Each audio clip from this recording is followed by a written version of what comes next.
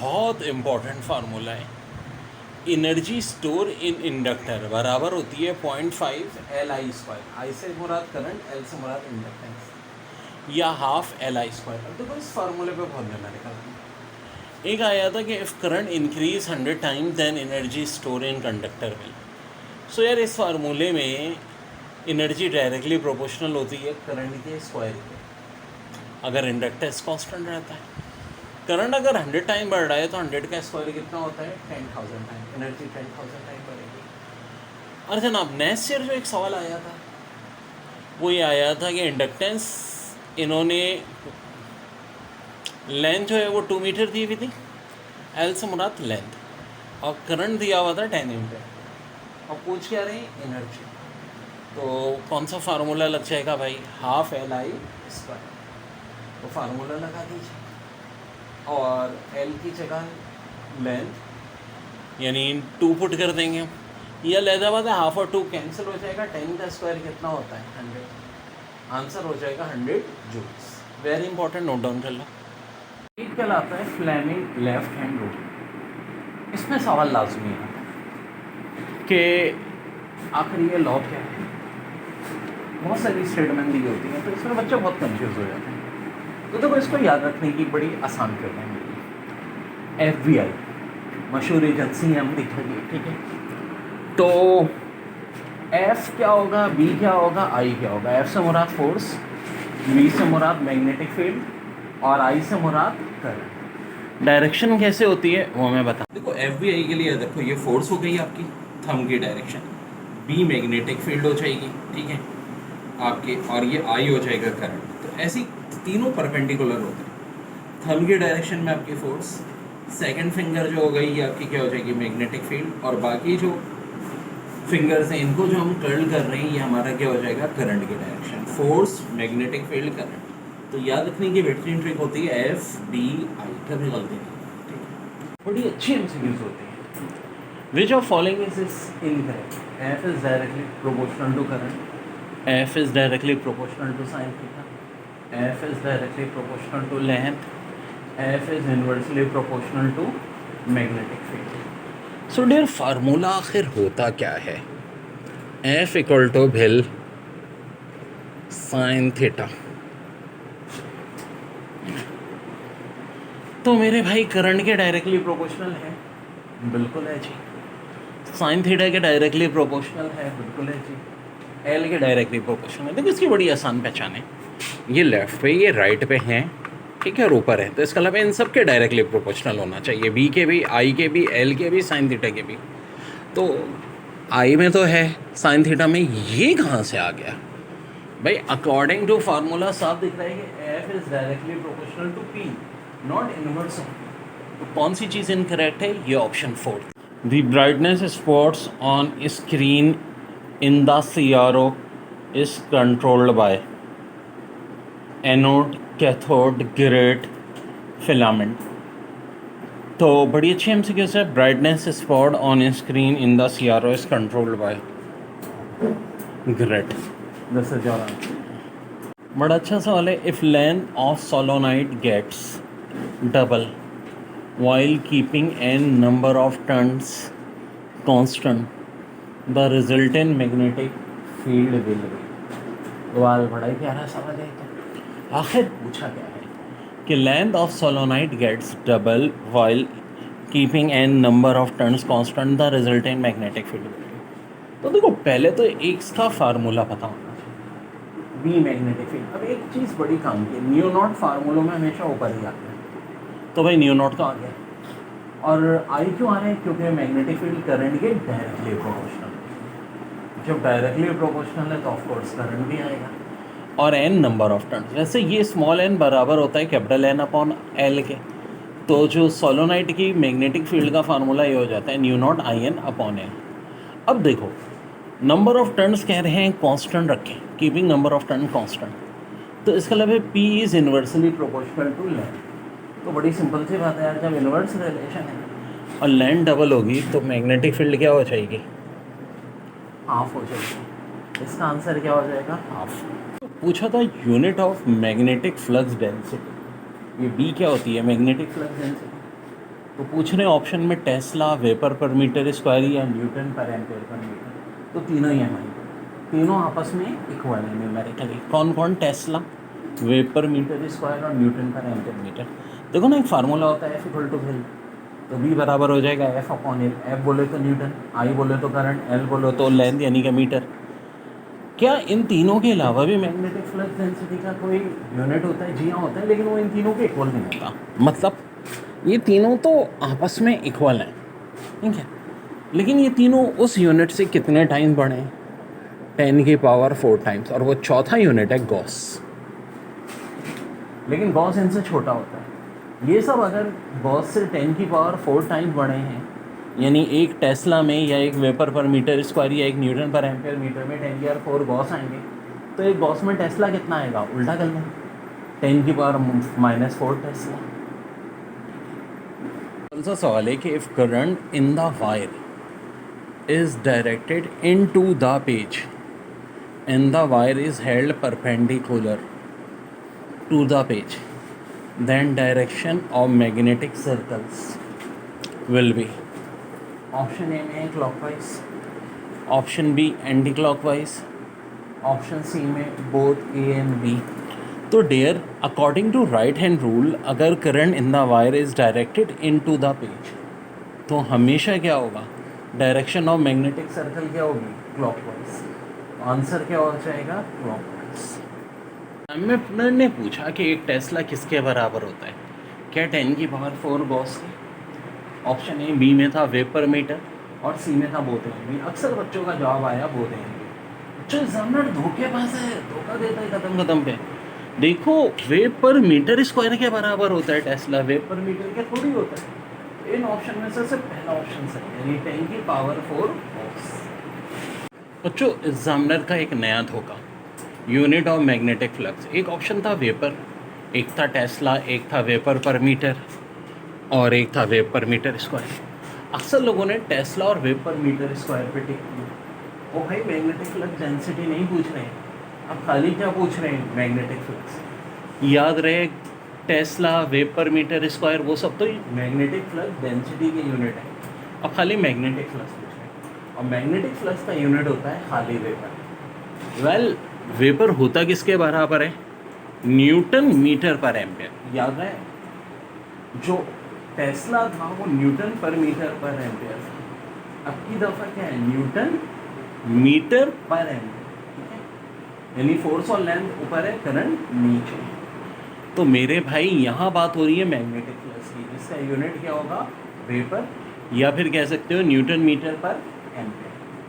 अच्छा था कि magnetic effect of electric current किसने डिस्कवर किया? तो भाई बहुत बड़ा कांड, ये था ओरेस्टेड भाई, और किस ईयर में था? 1819 में। तो फादर ऑफ इलेक्ट्रोमैग्नेटिज्म, यानी इलेक्ट्रोमैग्नेटिज्म के अब्बा जी किसको कहा जाता है? ओरेस्टेड को। और एयर ऑफ इलेक्ट्रोमैग्नेटिज्म कौन सा एयर है? 1819। चालाक और मक्कार ज़माना एग्जामिनर की एक और मक्कार पूछ रहे हैं कि मैग्नेटिक फील्ड बी की डायमेंशन क्या होती है? वेल, बी का फार्मूला F/L। F बोले तो न्यूटन, नहीं मेरे फोर्स का यूनिट चाचा न्यूटन। करंट का बोले तो एम्पेयर और लेंथ का बोले तो मीटर। अब बच्चों गौर से देखो कि एम्पेयर पर मीटर तो इस नॉर्मल, न्यूटन किसके बराबर होता है? किलोग्राम मीटर पर सेकंड स्क्वायर। तो अगर मैथ्स के रूल के तहत देखें तो प्लस मीटर और माइनस मीटर आपस में लड़ के मर जाएंगे, यहाँ से बचेगा किलोग्राम पर second square per ampere. Well, kilogram किसका यूनिट होता है? मास का, तो डायमेंशन इसकी एम हो जाएगी। सेकंड किसका होता है? टाइम का, तो डायमेंशन चूँकि ऊपर -2 है तो टी पे भी -2 आ जाएगा।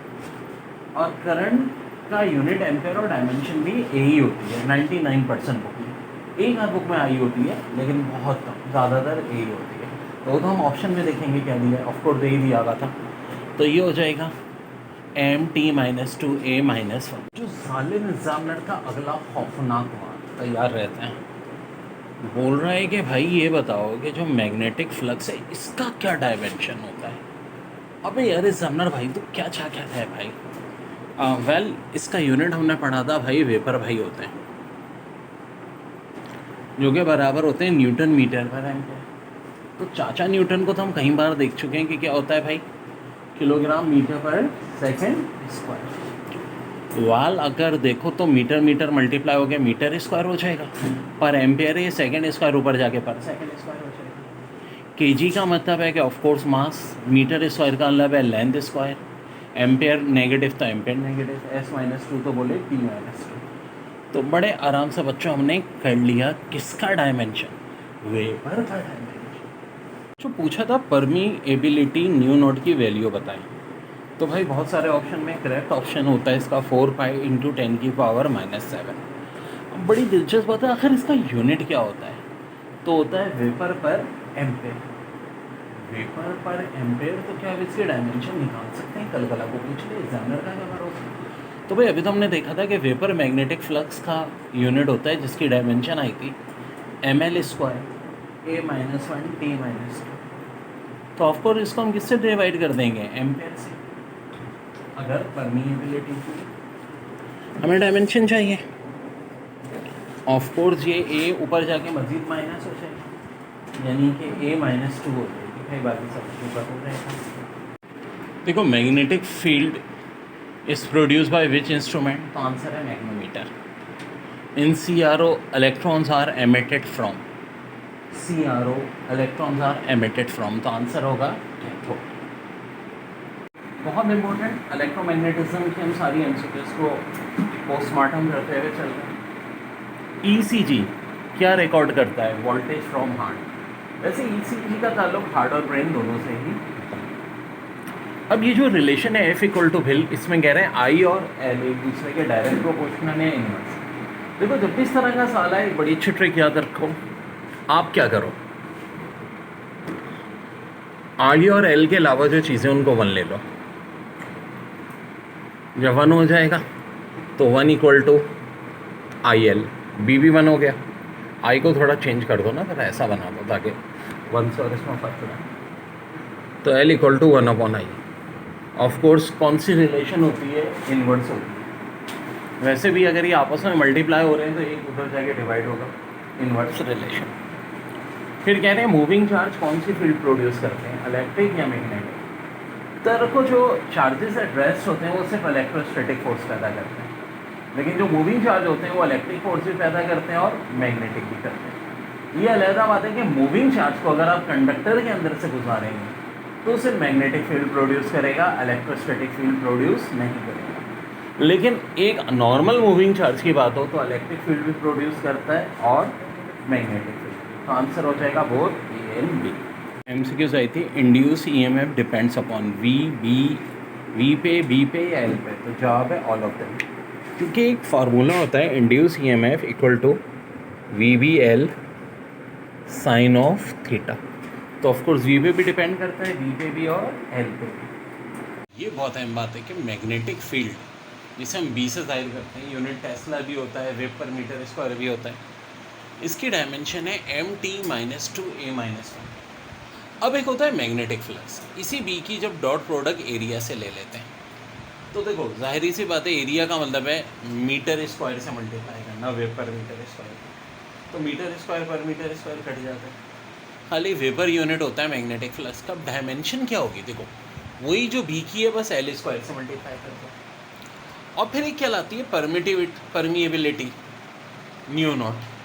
ये क्या होती है, वेपर पर मीटर, यानी वेपर को मीटर से डिवाइड कर दो। दूसरे लफ्ज़ों में वेपर के वक्त डायमेंशन क्या थी, MT-2A-1 L², इसको L से डिवाइड कर दो, तो ये हो जाएगी न्यू नॉट।